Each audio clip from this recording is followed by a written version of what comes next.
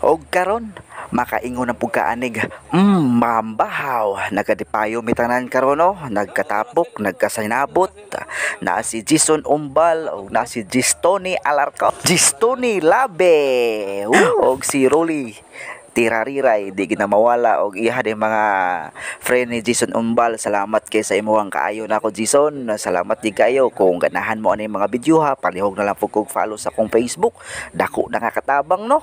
Og ato ning ipadayon na og karon mao ni ang kuha ni Jason Umbal. Tan-awa na sus grabe ka namit dagko kayo sus Ginoo ko. Nara ko no ni dapit sa Porkadupa, grabe nara ko no sa mga dapit sa daplin sa mga sagisi, gitawag nila sagisi sa dagat, sa ilalom sa dagat kay lahi man kuno ni klase nga isda kani mga tubang kay kung once nga naay isa nga makita aw magsikit-sikit daw mao ni iya gikuha. Grabe ka daghan Ginoo. Og niabot na si Ruli, di gyapon magpapildi si Ruli, naagya po siya mga surahan no og mga gitawag nila nga sunghan diri sa Kamigin og mao ni kuha ni Ruli no. Aw nagkompetensya na non sila, padaghana na sila kuha ni karon, grabe kadaghan. Bless gyapon karon nga gabi grabe tan-awa na iyahang kuha ni Rolly Rolly boy, legendary gyapon. Og digid gyapon mapildi si Jason, grabe kadaghan ni Jason Umbal, grabe. Ginoo ko, tan-awa na kung saan nakadaghan gyapon ni Rolly boy. Tanawon. Og di gyapon magpauwahi gyapon karon si tawag dani sa akong classmate si Gistoni Alarcon, aka Gistoni Labe. Tanawa, grabe gyapon naka gahi gyapon iya makuha ni Gistoni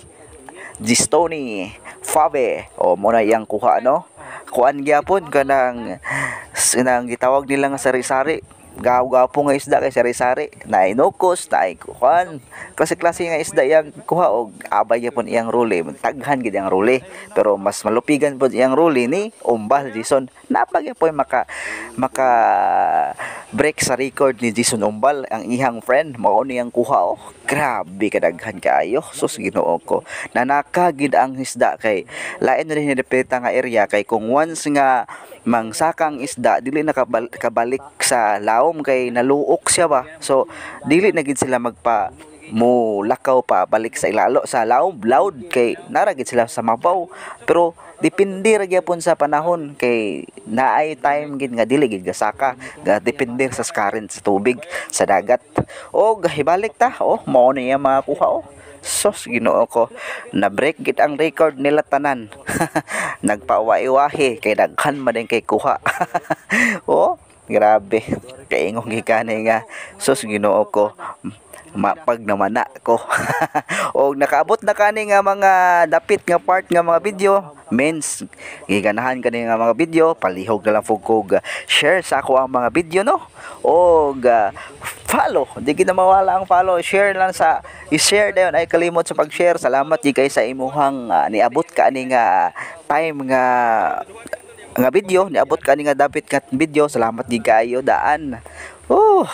Og tan-awa na ato din na sugdan ato ang pinakakusgan nga kinilaw no. Di na mawala sa ato ang kinilaw inig once nga mag-dive kay pag before ka mag-dive kay alas 6 man sa 6 PM man mag-dive, so wala pagkikaon na dili gid recommended dili gid recommended sa mga espero ang magkaon panihapon daan aya dayon mag-dive. Agoy kasukasuka gid kana.